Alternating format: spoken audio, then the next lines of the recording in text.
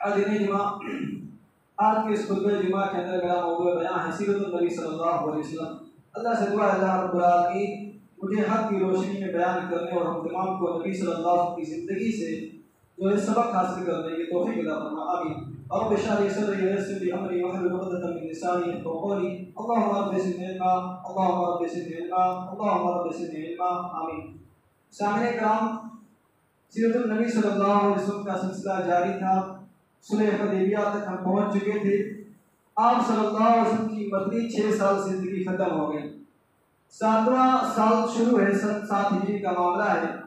اللہ کے رسول صلی اللہ علیہ وسلم جب مدینہ لوٹ کر واپس آئے، آپ صلی اللہ علیہ وسلم کے اونٹ کو چرا لیا گیا تھا۔ جب اس معاملے سے واپس لوٹ کر مدینہ آئے، قریباً 1 مہینہ اور دوسرے مہینے کے 5 یا 6 دن مدینہ کے اندر گزارنے کے بعد اللہ کے رسول صلی اللہ علیہ وسلم کو خیال آیا کہ خیبر یعنی یہودیوں سے ہمیں انتقام لینا ہے، کیونکہ خیبر والے وہی یہودی ہیں جنہوں نے خندق کے موقع پر جو ہے اسلام کو سب سے زیادہ نقصان پہنچانے کی انہوں نے کوشش کی تھی، دغا بازی بھی کی تھی۔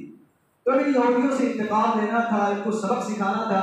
اللہ کے رسول صلی اللہ علیہ وسلم جو ہے مدینے میں اعلان کرتے ہیں کہ جو ہے خیبر والوں سے جنگ لڑنی ہے، لیکن اللہ کے رسول صلی اللہ علیہ وسلم نے ایک شرط لگائی اور کہا میرے ساتھ یہودیوں سے لڑنے کے لیے خیبر وہی لوگ جائیں گے جو میرے ساتھ عمرہ کرنے کے لیے گئے تھے، جو میرے ساتھ صلح حدیبیہ میدان کے اندر شامل تھے۔ چنانچہ 1400 صحابہ کرام کی جماعت اس وقت موجود تھی حدیبیہ میدان میں، وہی صحابہ کرام کی جماعت پھر سے تیار ہوتی ہے، کھڑی ہوتی ہے۔ اللہ کے رسول صلی اللہ علیہ وسلم 1400 صحابہ کرام کو تیار کرتے ہیں، فوج کو لے کر مدینہ سے روانہ ہونے لگتے ہیں۔ اللہ کے رسول صلی اللہ علیہ وسلم مدینہ سے جب روانہ ہوئے ہیں، خیبر کے یہودیوں کو خبر نہیں، انہیں معلوم نہیں ہے کہ محمد صلی اللہ علیہ وسلم ہم پر حملہ کرنے کے لیے آ رہے ہیں، مدینے سے نکل چکے ہیں، یہ لوگ بے خبری میں ہیں، غفلت میں ہیں۔ لیکن جب اللہ کے رسول صلی اللہ علیہ وسلم مدینے سے نکلے کچھ دور پہنچے تو مدینے کے اندر ظاہر سی بات ہے منافقین کی جماعت بھی موجود ہے اور منافقین کا سردار عبداللہ بن ابی بھی موجود ہے۔ اس نے ایک خط لکھا، یہودیوں کے پاس اس نے خط کو بھیجا۔ اس خط کے اندر کیا لکھا تھا؟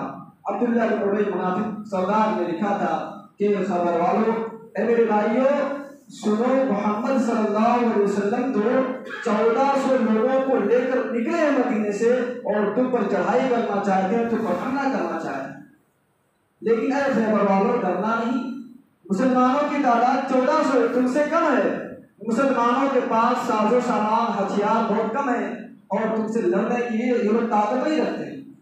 چنانچہ خیبر والوں کو پتہ چل گیا، ظاہر سی بات ہے اگر کسی قوم کو معلوم ہو جائے کہ فلاں قوم اس پر حملہ کرنا چاہتی تو پہلے سے تیاری کر بیٹھے گی۔ اب خیبر والوں نے تیاری شروع کر دی جنگ کی۔ انہوں نے بنو غطفان کے پاس پیغام بھیجا مدد کے لیے۔ اب یہاں پر جب ٹھہر کر غور کیجیے، عبداللہ بن ابی منافق نے خط میں کیا لکھا تھا کہ خیبر والوں، مسلمانوں کی تعداد تم سے کم ہے، ان کے پاس اتنا ہتھیار نہیں ہے جتنا تمہارے پاس ہے، لیکن پھر بھی خیبر والوں نے مدد مانگی بنو غطفان قبیلے والوں سے۔ کیوں؟ یہ مسلمانوں کا خوف تھا، صحابہ کرام کا خوف تھا یہودیوں کے دلوں کے اندر۔ تعداد میں وہ لوگ زیادہ ہیں، لڑنے والے ہتھیار اور اوزار ان کے پاس مسلمانوں سے زیادہ ہیں، لیکن مسلمانوں کی ہیبت، مسلمانوں کا خوف ان کے دل میں اتنا اللہ نے طاری کر دیا تھا اور ڈال دیا تھا کہ مسلمانوں سے بہت ڈرتے تھے۔ بنو غطفان کے پاس ان کے سردار نے پیغام لکھ کر بھیجا کہ دیکھو ہماری مدد کرو، مسلمان جو ہے آ رہے ہیں ہم پر حملہ کرنے کے لیے۔ اور بنو غطفان سے خیبر والوں نے کہا کہ دیکھو اگر آپ لوگ ہماری مدد کرو گے، اگر ہم مسلمانوں سے جیتے جائیں گے تو ہمارے پاس جو کھیتی باڑی ہے، جو ہم اناج اور غلہ اگاتے ہیں، سال میں جو پیدا ہوتا ہے اس کا آدھا حصہ ہم آپ کو دے دیں گے۔ بنو غطفان والوں کو بھائی مال مل رہا ہے، غلہ اناج مل رہا ہے، تیار ہو گئے۔ اب بنو غطفان والوں نے وعدہ کر لیا کہ ہم آپ کی مدد کریں گے۔ چنانچہ اللہ کے رسول صلی اللہ علیہ وسلم جا رہے خیبر کی طرف خیبر والوں سے انتقام لینے کے لیے۔ چنانچہ بنو غطفان والے اپنے قبیلے سے نکلے، خیبر جا رہے تھے خیبر والوں کی مدد کرنے کے لیے۔ بیچ راستے میں پہنچتے ہیں اور تھوڑی دیر میں لوگ ٹھہرتے ہیں، پڑاؤ ڈالتے ہیں، تو جب اچانک مڑ کر بنو غطفان والے اپنے قبیلے کی طرف دیکھتے ہیں تو کیا دیکھتے ہیں کہ آسمان کی طرف تو دھول اڑ رہا ہے، گرد و غبار اڑ رہا ہے اور انہیں ایسا یقین ہو گیا کہ لگتا مسلمانوں نے ہمارے قبیلے پر حملہ کر دیا ہے۔ اب بنو غطفان والے بیچ راستے میں تھے، انہوں نے کہا کہ ہم پہلے اپنے قبیلے والوں کو بچائیں گے پھر خیبر کی مدد کرنے کے لیے جائیں گے۔ چنانچہ بنو غطفان والے بیچ راستے سے واپس لوٹ آتے اپنے قبیلے کے اندر۔ اب جو ہے اللہ کے رسول کے لیے راستہ صاف ہے، خیبر جانے تک کوئی شخص روکنے والا نہیں ہے۔ اللہ کے رسول صلی اللہ علیہ وسلم 1400 صحابہ اکرام کو لیے اور کہ خیبر کی طرف روانہ ہوئے۔ چلتے چلتے خیبر کے پاس پہنچتے ہیں۔ کل صبح جنگ ہے، اس سے پہلے کی بات ہے۔ اللہ کے رسول صلی اللہ علیہ وسلم خیبر کے پاس خیبر والوں کی کھیتیوں تک پہنچ گئے۔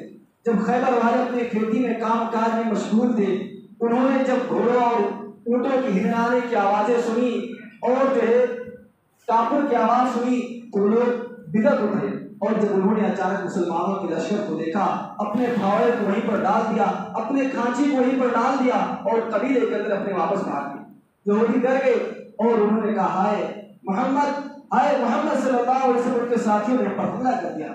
اللہ کے رسول صلی اللہ علیہ وسلم نے جب دیکھا کہ یہودی لوگ اپنی کھیتیوں کو چھوڑ کر اپنے قلعوں کے اندر بھاگ چکے ہیں، اللہ کے رسول صلی اللہ علیہ وسلم نے اس پر پڑاؤ ڈال دیا، ڈیرا ڈال دیا۔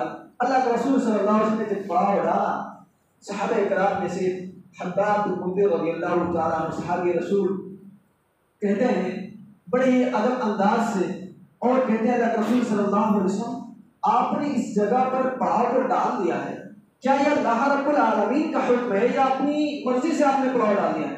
اللہ کے رسول نے کہا دیکھو اے میرے ساتھی، اللہ کا حکم نہیں ہے، بس میں نے یوں ہی پڑاؤ ڈال دیا اس جگہ پر۔ حباب بن منذر رضی اللہ تعالیٰ عنہ نے مؤدبانہ انداز سے کہتے ہیں کہ اللہ کے رسول صلی اللہ علیہ وسلم میرا ایک مشورہ ہے، اور وہ یہ کہ یہ جگہ جو ہے بیماری والی جگہ ہے اور یہ جگہ بہت نیچے میں ہے اور یہودیوں کا قلعہ اوپر ہے۔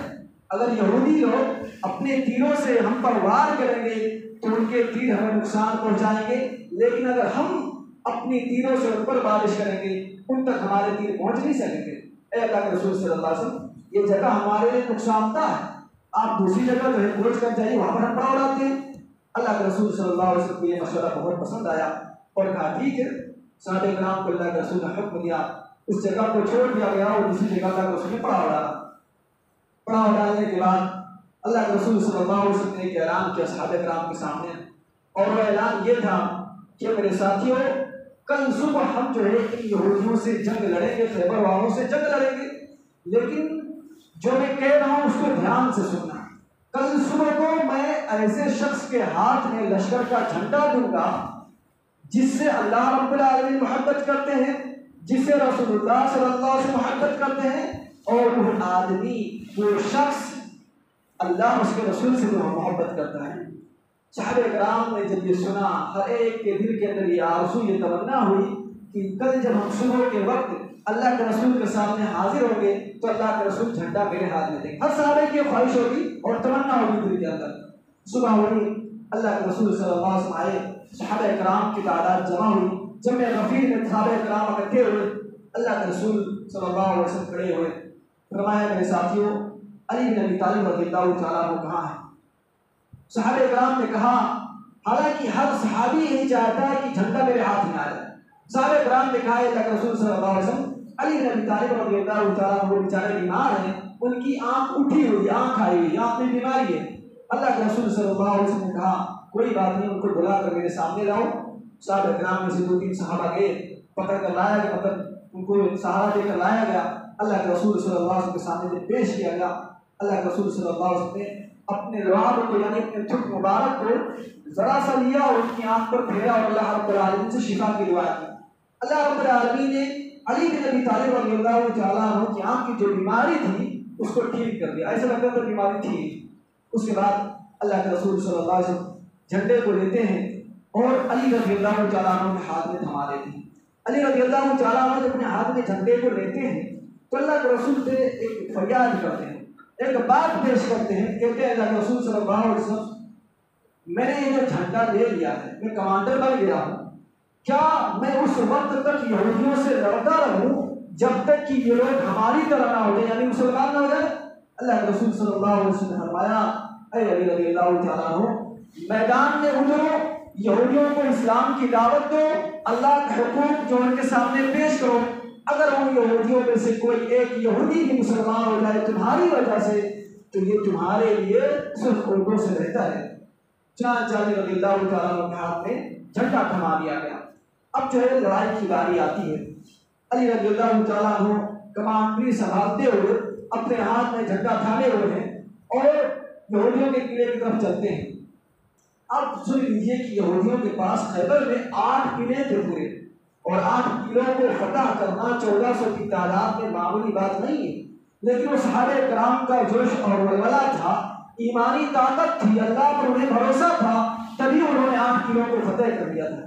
اور وہ یہودیوں کا قلعہ تھا، کافی ان کے پاس ہتھیار تھے، کافی تعداد میں تھے، پھر بھی مسلمانوں نے 8 قلعوں کو فتح کر دیا تھا۔ پہلے قلعے پر پہنچے، اس قلعے کا نام کیا ہے؟ نائب ہے۔ پہلے قلعے کے پاس پہنچے، مسلمانوں کا لشکر قلعے کے سامنے ہے، علی رضی اللہ تعالیٰ عنہ جھنڈا تھامے ہوئے ہیں، اور قلعہ نامی کا جو کمانڈر ہے اس کا نام کیا تھا؟ مرحب تھا، اور یہ بہت ہی بہادر شخص تھا۔ کہا جاتا ہے کہ کئی آدمیوں کے برابر اسے مانا جاتا تھا، یعنی 4-5 آدمی اس کے سامنے کچھ بھی نہیں، بائیں ہاتھ کا خیر ہے، وہ بہت ہی بہادر تھا۔ چنانچہ مرحب جو ہے قلعے سے باہر آیا، اور آنے کے بعد جو اس نے اپنی بہادری کا اعلان کیا اور کہا کون جرأت کرتا ہے جو اس شہسوار سے، اس جو سپہ سالار سے، اس جنگجو سے، اس شیر سے لڑے گا۔ اور مسلمانوں کو یہ پتا تھا کہ مرحب بہت بہادر ہے۔ چنانچہ سلمہ بن اکوع رضی اللہ تعالیٰ عنہ بیان کرتے ہیں کہ مسلمانوں میں سے، یعنی ہماری جماعت میں سے میرے چچا عامر رضی اللہ تعالیٰ عنہ آگے بڑھے مرحب سے لڑنے کے لیے، جبکہ مرحب بہت بہادر شخص تھا۔ چنانچہ عامر رضی اللہ تعالیٰ عنہ آگے بڑھے، ادھر سے مرحب آ رہا ہے، ادھر سے عامر رضی اللہ تعالیٰ عنہ جا رہے، دونوں کا آمنا سامنا ہوا، اور مرحب نے جو ہے عامر رضی اللہ تعالیٰ عنہ پر وار کیا، عامر رضی اللہ تعالیٰ عنہ نے مرحب پر وار کیا، یہاں تک کہ تیسرے یا چوتھے وار میں مرحب نے جب وار کیا، عامر رضی اللہ تعالیٰ عنہ نے اپنے ڈھال سے اس کے وار کو روکنے کی کوشش کی، تو اس کی تلوار، مرحب کی تلوار جو یہودی ہے، اس کی تلوار عامر رضی اللہ تعالیٰ عنہ کے ڈھال میں چپک گئی، گھس گئی۔ چنانچہ عامر رضی اللہ تعالیٰ عنہ نے سوچا کہ ابھی تو وہ ڈھال جو سے جو تلوار چھڑانے میں مشغول ہے، لاؤ میں اس کی ٹانگ کاٹ دوں اور کاٹنے کے بعد اسے قتل کر دوں، لیکن عامر رضی اللہ تعالیٰ عنہ کی تلوار چھوٹی تھی اور مرحب کے بہت ہی لمبا ترنگ آدمی تھا۔ جب انہوں نے تلوار سے اس کے پاؤں پر وار کیا تو مرحب جو ہے بچ گیا، اس کے ٹانگ کٹی نہیں، تلوار گھوم کر اوپر صحابی رسول کے ٹانگ پر آ لگی اور وہ زخمی ہو کے بیچارے عامر رضی اللہ تعالیٰ عنہ، پھر مرحب نے انہیں شہید کر دیا۔ مرحب جیت گیا، لیکن مسلمانوں کے کمانڈر علی رضی اللہ تعالیٰ عنہ غصہ آیا، غضبناک ہوئے کہ میرے ساتھی کو میرے ہوتے ہوئے میری کمانڈری میں مرحب نے شہید کر دیا ہے۔ فوراً آگے بڑھتے ہیں اور جملہ کہتے ہیں مرحب سے، انا الذی سمتنی امی حیدرا، کہ مرحب میں وہ شخص ہوں کہ میری ماں نے میرا نام حیدر شیر رکھا ہے، اور وہ شیر جو جنگل میں رہتا ہے کہ اس کے ایک دہاڑ سے سارے جانوروں کی روح کانپ ہوتی ہے۔ علی رضی اللہ تعالیٰ عنہ نے جب یہ جملہ کہا، اس جملہ کی وجہ سے مرحب کے دل میں خوف پیدا ہو گیا، اور مرحب کو لگا کہ ہاں واقعی میں مسلمانوں میں بھی کوئی ایسی شخصیت ہے جو میرے بالمقابلے، جو میرا مقابلہ کر سکتی ہے۔ علی رضی اللہ تعالیٰ عنہ کے الفاظ کہتے ہوئے آگے بڑھے اور مرحب سے ٹکرائے۔ مرحب نے پہلا وار کیا، علی رضی اللہ تعالیٰ عنہ نے اس وار سے اپنے جسم کو بچا لیا۔ اب علی رضی اللہ تعالیٰ عنہ کی باری تھی، علی رضی اللہ تعالیٰ عنہ نے ایک ہی وار میں اس کو وہیں پر ڈھیر کر دیا۔ اللہ اکبر۔ یہاں پر علی رضی اللہ تعالیٰ عنہ نے اپنی بہادری دکھائی اور مرحب نامی جیسے بہادر یہودی کو ایک ہی وار میں قتل کر دیا۔ اور یہ میں ایک بات بتلا دوں کہ بہت سے لوگ ایک ضعیف حدیث بیان کرتے ہیں علی رضی اللہ تعالیٰ عنہ کی تعریف میں، اور کہتے ہیں کہ جب انہوں نے اس قلعے کو فتح کیا تھا تو قلعے کا دروازہ اٹھا کر ایک ہاتھ سے انہوں نے 40 میٹر یا 40 قدم دور پھینک دیا۔ یہ ضعیف اور منگڑت حدیث ہے، صحیح روایت اس کا کوئی ثبوت نہیں۔ علی رضی اللہ تعالیٰ عنہ نے مرحب کو قتل کیا تھا ایک بار، یہ بہادری کا ان کا ثبوت ملتا ہے، لیکن ایک ضعیف حدیث پتہ نہیں آپ لوگوں کو معلوم ہے کہ نہیں، کہ لوگ بیان کرتے ہیں کہ علی رضی اللہ تعالیٰ عنہ نے ایک ہاتھ سے نعوذ باللہ قلعے کے دروازے کو انہوں نے اکھاڑا اور کافی دور پھینک دیا، یہ ضعیف حدیث ہے۔ چنانچہ علی رضی اللہ تعالیٰ عنہ نے جب مرحب کو قتل کر دیا، اسے ایک وار میں ڈھیر کر دیا، اور جو پہلا قلعہ تھا نائب، یہ قلعہ بہت ہی مضبوط تھا اور اس قلعے کے اندر بہت بڑے جنگجو لوگ موجود تھے۔ مرحب کا بھائی قلعے کے اوپر سے دیکھ رہا تھا کہ میرے بھائی کو علی رضی اللہ تعالیٰ عنہ نے قتل کر دیا ہے۔ اب اس نے پوچھا علی رضی اللہ تعالیٰ عنہ سے کہ تم کون ہو؟ علی رضی اللہ تعالیٰ عنہ نے بتایا کہ میں مسلمانوں کا کمانڈر جس کے ہاتھ میں جھنڈا ہے علی بن ابی طالب رضی اللہ تعالیٰ عنہ۔ چنانچہ مرحب کا بھائی، اس کا نام یاسر تھا، وہ بھی قلعے سے غصے میں اترا کہ اب مسلمانوں سے جنگ لڑنی ہے، نیچے اترا اور اس نے بھی للکارا کہ اور اب مجھ سے کون لڑے گا۔ اب کی بار مسلمانوں کی جماعت میں سے زبیر بن عوام رضی اللہ تعالیٰ عنہ آگے بڑھے اور ان کی والدہ جو ہے اس وقت لشکر میں موجود تھی۔ انہوں نے نبی محترم صلی اللہ علیہ وسلم سے پوچھا، اے اللہ کے رسول صلی اللہ علیہ وسلم، میرا بیٹا جا رہا ہے، میرا بیٹا میری آنکھوں کے سامنے جا رہا ہے، کیا وہ شہید کر دیا جائے گا؟ اللہ کے رسول نے کہا نہیں، وہ قتل کر کے آئے اس یہودی کو۔ چنانچہ زبیر رضی اللہ تعالیٰ عنہ نے یاسر مرحب کے بھائی کو قتل کر دیا۔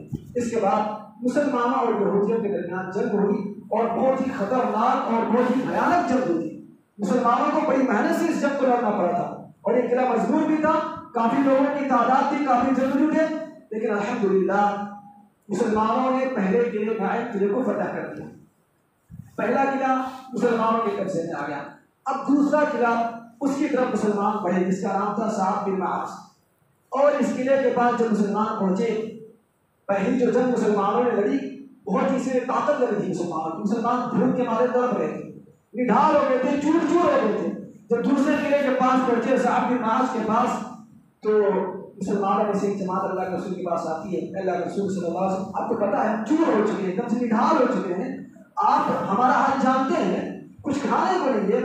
اللہ کے رسول صلی اللہ علیہ وسلم جو ہے اللہ رب العالمین کی طرف نگاہ اٹھاتے ہیں، اے رب تو جانتا ہے میرے ساتھی جو بیچارے نڈھال ہو چکے ہیں، چور چور ہو چکے ہیں، اور کوئی ایسی چیز میرے پاس نہیں ہے کہ جس کو میں دے دوں میرے ساتھی کھا لیں اور تندرست ہو جائیں، ان کے اندر طاقت آ جائے۔ اے اللہ رب العالمین ہمیں ایسا قلعہ فتح نصیب فرما جس قلعے کے اندر سے کھانے پینے کا سامان مل سکے۔ اللہ رب العالمین نے صعب بن معاذ قلعے کو فتح کرایا، مسلمانوں نے جنگ لڑی بہادری کے ساتھ۔ مسلمان بھوکے تھے، صحابہ کرام بھوکے تھے مسلمانوں۔ یہاں پر ذرا غور کرو، یہ اسلام کی روشنی جو ہم تک پھیلی ہے، جس روشنی کے سائے میں ہم زندگی بسر کر رہے ہیں، صحابہ کرام نے بڑی محنت سے اس نور کو دنیا کے کونے کونے میں پہنچایا ہے، اور آج ہم مسلمان بڑی آسانی سے اسلام کی ضرورت مل جاتی ہے، ان سے لے لیے ان سے لے لیے، قرآن پڑھیے، بہت آسانی سے سب کو پا جاتے ہیں نا۔ اور صحابہ کرام بھوک کی حالت میں یہودیوں سے لڑ رہے ہیں، قلعوں کو فتح کر رہے ہیں، اور کیا کہہ رہے ہیں کہ اللہ رسول صلی اللہ علیہ وسلم کی ڈھال ہے، بھوک کے مارے تڑپ رہے ہیں، اس کے باوجود جنگ لڑی۔ دوسرا قلعوں کو صحابہ کرام نے فتح کیا، اور صحابہ کرام اتنے بھوکے تھے کہ جیسے ہی قلعہ کا دروازہ کھلا، صحابہ کرام اندر گئے، قلعوں کو اپنے قبضے میں جیسے ہی لیا، صحابہ کرام نے گدھوں کو دیکھا بدھے ہوئے تھے، گدھوں کو صحابہ کرام نے رسی سے کھولا اور ان کو ذبح کیا اور ہانڈی کو چولہے پر چڑھا دیا۔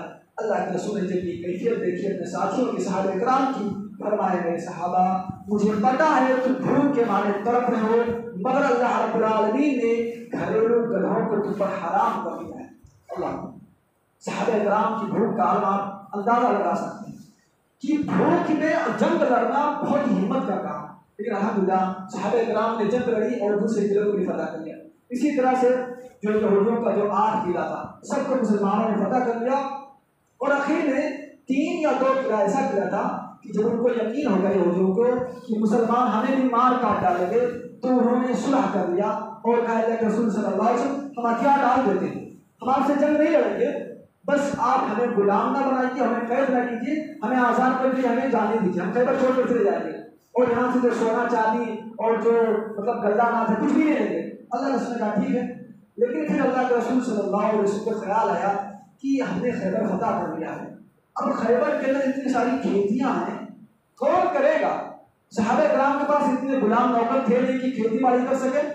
چنانچہ ان یہودیوں نے کہا کہ اے اللہ کے رسول صلی اللہ علیہ وسلم دیکھیے آپ ہمیں نوکری پر رکھ دیجیے غلام کے طور پر، ہم جو ہے یہ کھیتیاں کریں گے اور سال میں جو پیدا ہوگا اس کا آدھا حصہ ہم لے لیں گے اور آدھا حصہ آپ کو لے لیں گے۔ اللہ کے رسول نے اس شرط کو قبول کر لیا، کہا ٹھیک ہے۔ اس کے بعد میں اللہ کے رسول صلی اللہ علیہ وسلم نے ان یہودیوں کے حوالے کر دیا کھیتی باڑی کو، اور کہا کہ تم کھیتی کرنا اور جب پیدا ہو اس کا آدھا حصہ تم لے لینا، آدھا حصہ میں لے لینا۔ سامنے کرام اللہ کے رسول صلی اللہ علیہ وسلم خیبر کے اندر ہی تھے کہ اللہ کے رسول صلی اللہ علیہ وسلم کے پاس ابو موسیٰ اشعری رضی اللہ تعالیٰ مسلمان ہو کر آتے ہیں حبشہ سے، اور جو ہے اپنے مسلمان ہونے کی ساری داستان بتاتے ہوئے لمبی چوڑی ہے۔ اس کے بعد اللہ کے رسول صلی اللہ علیہ وسلم کیا کہتے ہیں الفاظ پر غور کیجیے۔ ابو موسیٰ اشعری رضی اللہ تعالیٰ کی بڑی فضیلت ہے۔ اللہ کے رسول کہتے ہیں کہ آج کے دن مجھے کیا کرنا چاہیے؟ مجھے خیبر کی فتح پر زیادہ خوشی منانی چاہیے یا تم نے اسلام قبول کر لیا اس پر مجھے خوش ہونا چاہیے؟ اس سے پتہ چلتا ہے کہ اللہ کے رسول کے نزدیک ابو موسیٰ اشعری رضی اللہ تعالیٰ کی بڑی اہمیت اور بڑی فضیلت ہے۔ سامعین کرام، اس کے بعد اللہ کے رسول صلی اللہ علیہ وسلم جب خیبر کو فتح کر لیتے ہیں، اس کے بعد میں اللہ کے رسول وادی القریٰ کی طرف جاتے ہیں۔ یہ یہودیوں کی ایک بستی کا نام ہے۔ اللہ کے رسول صلی اللہ علیہ وسلم اس بستی کی طرف چلتے ہیں، جب اس بستی کے پاس پہنچتے ہیں جہاں پر یہودی ہے، بہت ہی خطرناک یہودی، جیسے ہی اللہ کے رسول صلی اللہ علیہ وسلم اپنے ساتھیوں کو لے کر وادی القریٰ بستی کے قریب پہنچے تو ان یہودیوں نے تیروں سے بارش کرنی شروع کر دی اور مسلمانوں پر وار کیا۔ اللہ کے رسول صلی اللہ علیہ وسلم نے غلام قتل کر دیا گیا۔ صحابہ کرام نے کیا کہا کہ دیکھو اللہ کے رسول کے غلام نے جو ہے جنت کو حاصل کر لیا۔ اللہ کے رسول نے کہا ہرگز نہیں، اللہ کی قسم جس کے قبضے میں میری جان ہے اس نے جنت حاصل نہیں کی ہے۔ کیوں؟ کیونکہ جب میں نے خیبر کو فتح کیا تھا اور خیبر کے اندر جو مال و دولت مجھے ملا تھا اس میں سے اس نے ایک چادر کو چرا لیا تھا، اور وہی چادر اس کے لیے آگ، جہنم کی آگ جو ہے بن کر بھڑک رہا ہے، تو یہ جنت نہیں جا سکتا ہے۔